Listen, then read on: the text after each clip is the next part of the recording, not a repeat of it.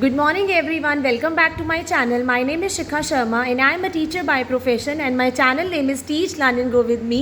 तो मेरे पास आपके बहुत सारे कमेंट्स आ रहे थे रिगार्डिंग पीआरटी रिवीजन शेड्यूल। तो आप लोग पीआरटी के लिए प्रिपरेशन करते टाइम अपना रिवीजन का शेड्यूल कैसे रखेंगे। फर्स्ट ऑफ ऑल जैसा कि मैंने आप लोगों को बताया था, जब आप अपनी पीआरटी की प्रिपरेशन कर रहे हैं तो फर्स्ट ऑफ ऑल आपको ये पता है कि आपका एग्ज़ाम सेक्शन ए और सेक्शन बी में प्रॉपरली डिवाइड होगा।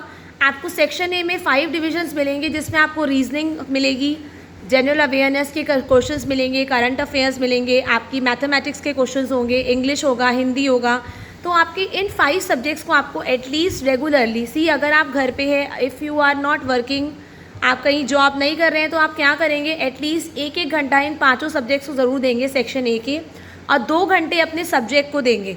सब्जेक्ट में आपका आ जाएगा जितनी भी आपकी अपनी एग्ज़ाम से जो भी आपने, अगर आपने अपना डीएलएड किया है या आपने कोई बीटीसी का कोर्स किया है तो आप उसकी जो भी आपकी टीचिंग कोर्स की बुक्स हैं उसमें से कम 2 से 3 घंटे आप उसको देंगे, ताकि आपका साइड बाय साइड सिलेबस अच्छा चलता रहे। और आपके 5 घंटे जाएंगे सेक्शन ए को। And if you are working somewhere, अगर आप किसी स्कूल में ऑलरेडी वर्क कर रहे हैं तो I can understand the time strain कि कितना ज़्यादा हैक्टिक हो जाता है, क्योंकि मेरे लिए भी ऐसे ही था।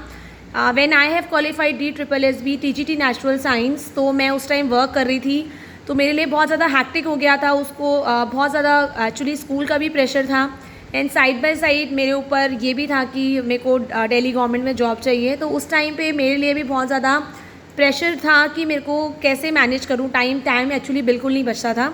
तो अगर आप वर्किंग नहीं हैं तो प्लीज़ पूरा जी जान लगा दीजिए मेहनत करने में। और पीआरटी का एग्ज़ाम क्लियर करना इतना ज़्यादा हार्ड नहीं होता है, बिलीव मी, क्योंकि पीआरटी में आपका जो बेसिकली सेक्शन बी होता है, सेक्शन ए को थोड़ा सा आपको ज़्यादा टाइम देना पड़ेगा, बट जो सेक्शन बी होता है आपका, वो बेसिकली आपके कोर्स से रिलेटेड क्वेश्चंस होते हैं।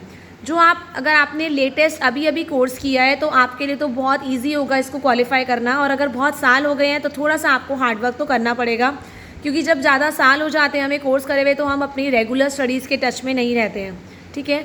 And if you are working, अगर आप किसी भी स्कूल में वर्क कर रहे हैं तो आपको ये ध्यान रखना है कि एटलीस्ट 45 मिनट्स या मैं बोलूँ 40 मिनट्स हर एक 5 सब्जेक्ट्स को ज़रूर दें अपने टाइम स्केड्यूल में से निकाल के, और कम से कम 1.5 से 2 घंटे अपने सब्जेक्ट को दें।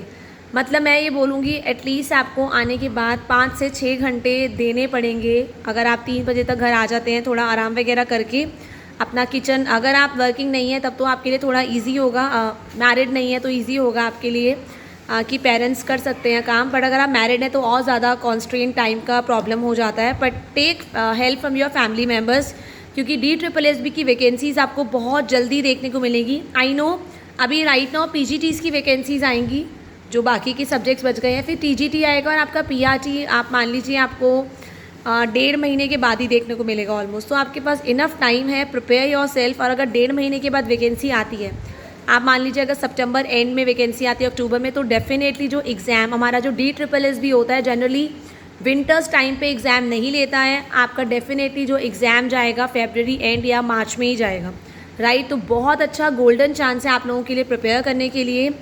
सो अपना जितना मैक्सिमम टाइम हो सके अपने स्टडीज़ को दीजिए।